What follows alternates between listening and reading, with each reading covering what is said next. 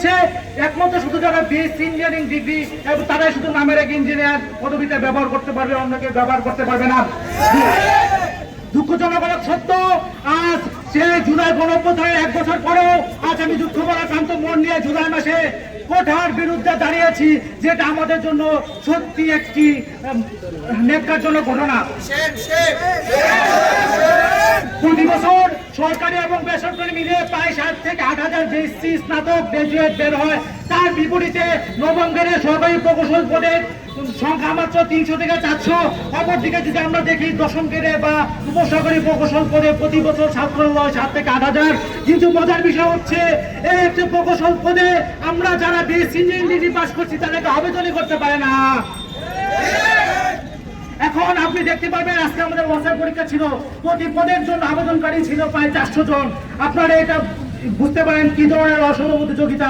আমরা যারা বিশ্ববিদ্যালয়ে চান্স পাই, প্রকৌশল বিশ্ববিদ্যালয়ে একটা এসএসসি বেসে সাধারণত শিক্ষার্থী থাকে 14 থেকে 15 লাখ, সেখান থেকে মাত্র 12,000 স্টুডেন্ট প্রকৌশল বিষয় এবং প্রকৌশল বিশ্ববিদ্যালয়ে পড়ার সুযোগ পায়। এবং সেই মেধাবীদেরকে চাকরির ক্ষেত্রে অসম প্রতিযোগিতা সৃষ্টি করে রাখা হয়েছে। এইটা পৃথিবীর আর কোথাও নেই। আপনি যদি পৃথিবীর অন্যান্য দেশে তাকান, আপনি যত বেশি উচ্চশিক্ষা গ্রহণ করবেন আপনার প্রতিযোগী তত কম হবে এবং আপনি সহজে কর্মসংস্থানের সুযোগ পাবেন। কিন্তু আমাদের দেশে সেটা উল্টা, যেখানে কারিগরি শিক্ষা গ্রহণ করে প্রতিটা পদের বিপরীতে মাত্র 30 থেকে 40 জন নামমাত্র প্রতিযোগিতা করে তারা দ্বিতীয় শ্রেণীর মতো একটি গুরুত্বপূর্ণ একটি পদ তারা হাতিয়ে নিচ্ছে। আর এখানে আমরা এত কঠোর পরিশ্রম করে ভর্তি পরীক্ষা দিয়ে প্রকৌশল বিশ্ববিদ্যালয় থেকে পাস করেও আমাদের চাকরি কিন্তু অসম প্রতিযোগিতা সৃষ্টি করা হয়েছে। এটা একমাত্র ছিল এবং এটা করে গিয়েছে স্বৈরাচার হাসিনা এবং তার দূষণটা।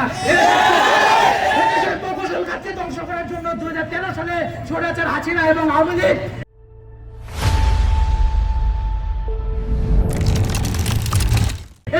দশম গ্রেড শুধুমাত্র ডিপ্লোমাদের জন্য বরাদ্দ রেখে যায়। এবং আপনারা জানতে পারবেন এই দূষণ আওয়ামী লীগ 2024 সালে চাইছিল যে ডিপ্লোমা ডিগ্রির জন্য বিএসসি সমমান করে দেওয়া হয়, কিন্তু আমাদের গণঅভ্যুত্থানে ছাত্র জনতার অভ্যুত্থানের ফলে সেটা আর করতে পারিনি। কিন্তু এখন যেহেতু মেধার বাংলাদেশ, তাই আমরা চাই না এখানে কোনো ধরনের মেধা ছাড়া অন্য কোনো কোঠার মাধ্যমে এখানে নিয়োগ প্রাপ্ত হবে। আর দশম গ্রেডে যদি বিএসসি ইঞ্জিনিয়ার ঢুকতে পারে তা তো দেশের জাতির লাভ, আমাদের লাভ। মেধাবী পদে যায় দেশের লাভ। দরকার হয় আপনার দেশের প্রকৌশল বিশ্ববিদ্যালয় বন্ধ করে দিন, সব থেকে কারিগরি চালু করুন, না হলে আমাদেরকে উপযুক্ত ব্যবস্থা করে দিন।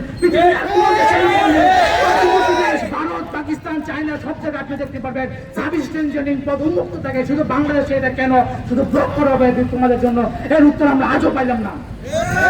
সুতরাং এই দেশের প্রকৌশল খাতকে যদি আপনারা রক্ষা করতে চান, তাহলে এসএসসি এবং যারা অভিভাবক আছে তারা আপনারা অবগত হন যে এই খাতে চলতেছে ভীষণ রকমের বৈষম্য। 2010-এর পর যেগুলো বিদ্যুৎ কেন্দ্র চালু হয়েছে সবগুলো বিদ্যুৎ কেন্দ্রে ডিপ্লোমা দশম গ্রেডের প্রমোশন নিয়ে আজকে 3য় 4র্থ গ্রেড পর্যন্ত তারা হয়ে গেছে, প্রকৌশলী পর্যন্ত হয়ে গেছে।